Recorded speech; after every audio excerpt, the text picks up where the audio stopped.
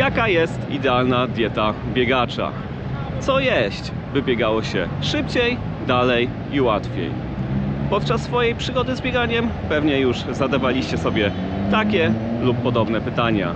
Ja również podczas mojej przygody, która trwa już kilkanaście lat, próbowałem różnych diet i w dzisiejszym odcinku chciałbym się z Wami podzielić wnioskami, jakie z nich wyciągnąłem. Ja nazywam się Mariusz i witam Was na kanale W Dreadach przez Świat. Na samym początku tego filmu muszę Cię jednak trochę zmartwić. Nie ma czegoś takiego jak idealna dieta biegacza. To, co sprawdza się u Twojego kolegi lub Twojej koleżanki, niekoniecznie musi sprawdzać się u Ciebie. Wiem, że może zabrzmieć to trochę frustrująco, ale również wiem, że pozwala to na dużą elastyczność, która może być kluczowa, jeśli chcesz, by Twoja przygoda z bieganiem potrwała możliwie jak najdłużej. Niemniej jednak mogę się z Wami podzielić pewnymi uniwersalnymi radami dotyczącymi żywienia przed, w trakcie i po bieganiu. Także nie przedłużając, zapraszam do pierwszej z nich. Nie myśl za bardzo o tym, co jesz. Naprawdę, prawdopodobnie nie jesteś profesjonalnym biegaczem, dlatego większej różnicy nie zrobi Ci to, czy na śniadanie zjesz 50-60 gramów sianki, czy do tego dorzucisz 5 rodzynków czy 4. Ważne jest, żebyś w swojej diecie pilnował 4 podstawowych składników, żeby one się zawierały w posiłkach, które zjadasz w ciągu dnia i myślę, że będzie dobrze. Ważne, żeby na Twoim talerzu znajdowało się źródło białka, czyli na przykład ryby czy kurczak, źródło węglowodanów, czyli produkty pełnoziarniste i owoce, oraz zdrowe tłuszcze, które na przykład można znaleźć w różnego rodzaju orzechach.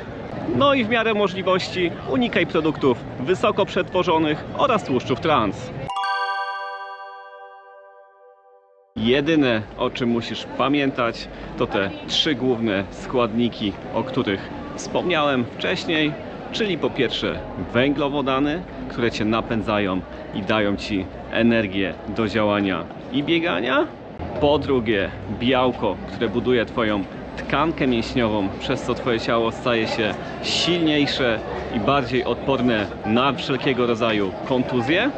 No i po trzecie zdrowe tłuszcze, które zwalniają trawienie, utrzymują insulinę i glukozę we krwi oraz łagodzą stany zapalne, czyli pozwalają Ci się szybciej regenerować.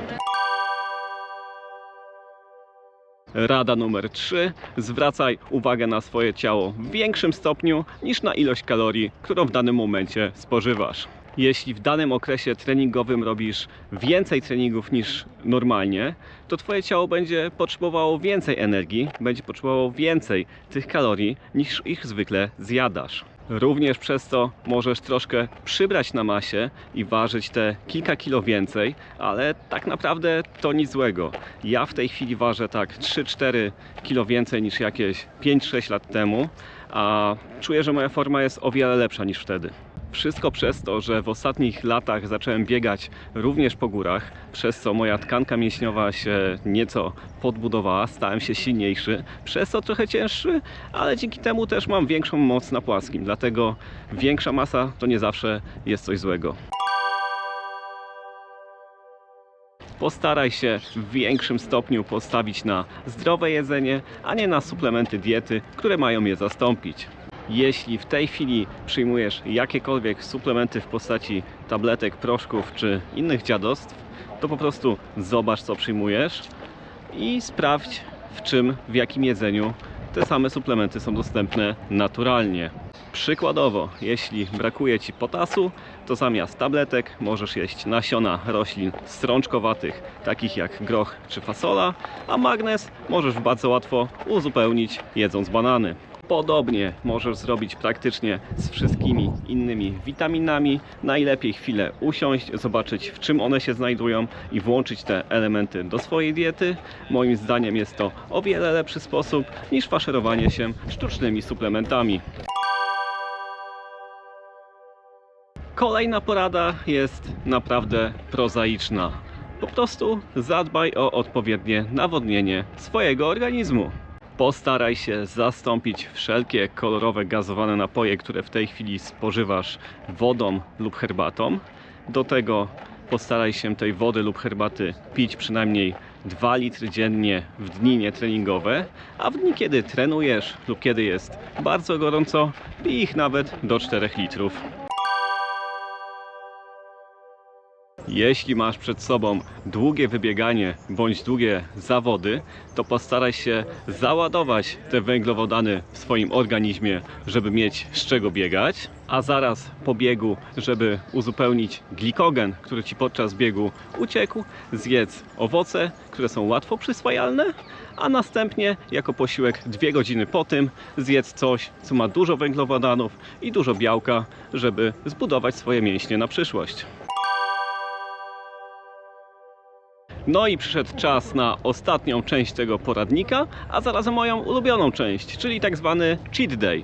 Dzień, w którym możesz jeść to, czego sobie odmawiałeś wcześniej ze względu na treningi.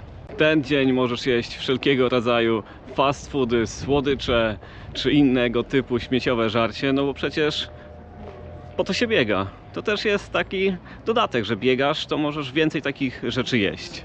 Ja jednak bym tylko zastrzegł, żeby takie cheat day'e robić albo po długich wybieganiach, albo po jakichś zawodach, bo wtedy są najmniej inwazyjne dla Twojej formy.